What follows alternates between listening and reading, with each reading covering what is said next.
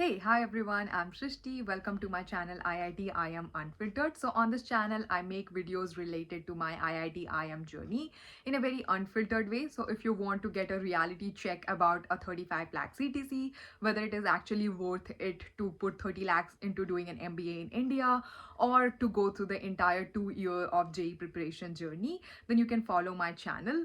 You will get a very honest and candid response to all your queries. That's one thing that I can definitely guarantee.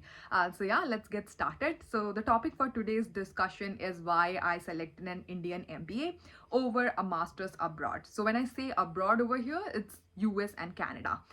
Let's get started. I will give you a bit of my background so that you can understand my journey in a better way, better correlate with me and understand where I was coming from.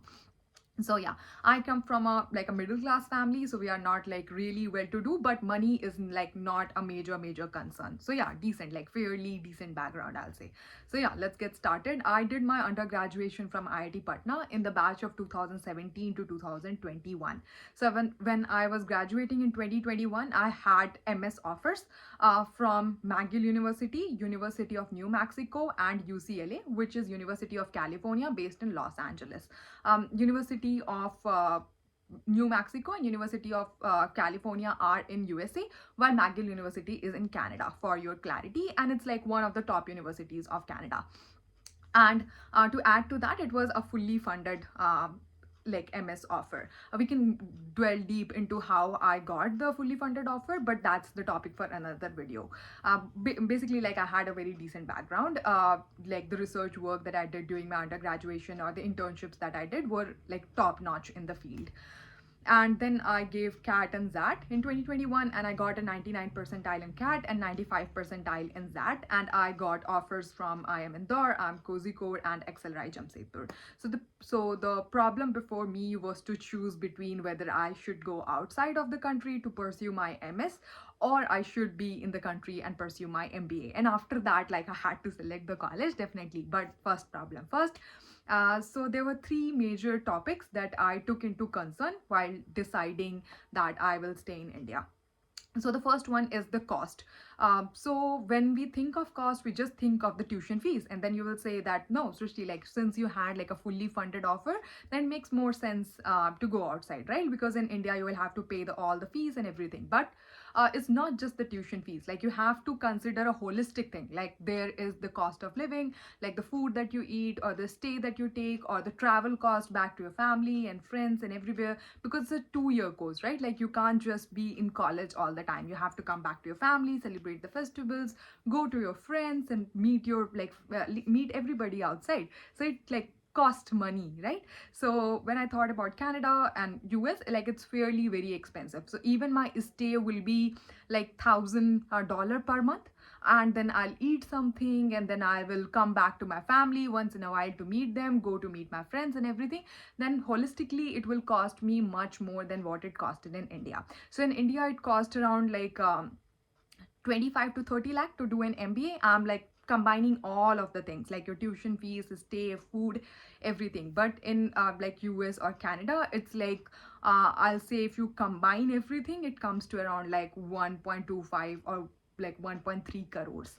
So yeah, the cost is like much cheaper in India. And when I say 1.2 to 1.3 crores, out of that, like 60 lakh is the fees, and rest 50 to 60 lakh you can assume for your extra expenses like stay or food or travel and all of that. So yeah, like money wise it did not make a lot of sense to me. The second one was uncertainty about the future. So in India, the top colleges, they have like a very definite way of work. So it's like boring, but it's very effective. So for example, like in XLRI, when I completed the course, it's the college responsibility to get me placed. So the college calls the companies, and then companies come on campus and they take interviews and then they recruit you.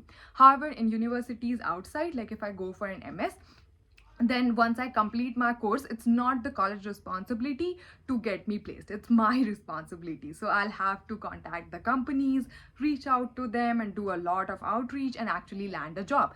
And networking is not something that's one of my strong suits, like not really proud of that, like I have to improve that. But yeah, that was one of the major concern. Also, my MS was in geoinformatics, which is the intersection of computer science and environmental engineering. So I was not really sure about like what will be the job prospects after doing an MS. So maybe in a computer science field, in the software engineering role, but what sort of role, how will I actually land a job?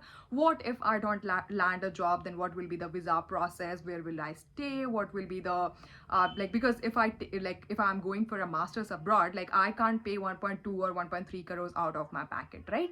So I'll have to take a loan, and like after having a loan, how will I actually find a job, and how will I go about repaying that huge amount of money? So yeah, that was a major concern. However, in India, like it's very well defined. You go to a college, you finish your degree, get good marks, and they will get companies on campus and get you recruited.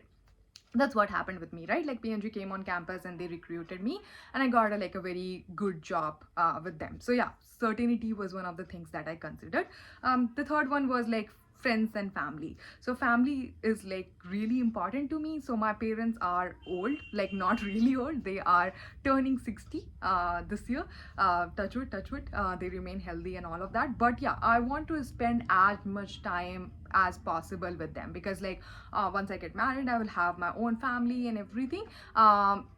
And so there will be an increase in responsibility for me, right? Till that happens, I want to give them as much time and importance and all of that, those things possible. So yeah, that was one of the like major reasons for staying in India, so that I can be close to them. But while like I understand that talking on call and video calling and all of that works, like it's very effective, but at the same time, like the human touch is the most important thing for me. So yeah, that was one of the reasons I did not go abroad. I didn't want to like just leave my parents here and go 10,000 kilometers away and just call them and talk or do a video call. Like it's really important for me to like be person to person. Yeah, so that was the third major reason. So combining these all, I decided that I'll stay in India, do an MBA, and build my life over here. Obviously, there are few demerits. Like from time to time, I wonder, like definitely my life would have been much better quality, like the air, the road, the construction, the infrastructure, facilities, and everything would have been like much better in US or Canada. But yeah, like at the end of the day, it's a decision I took, and I am working towards it to make it successful every day. So yeah, if this video could help you in any way, then leave your comments down below, or yeah, subscribe to the channel. Thank you.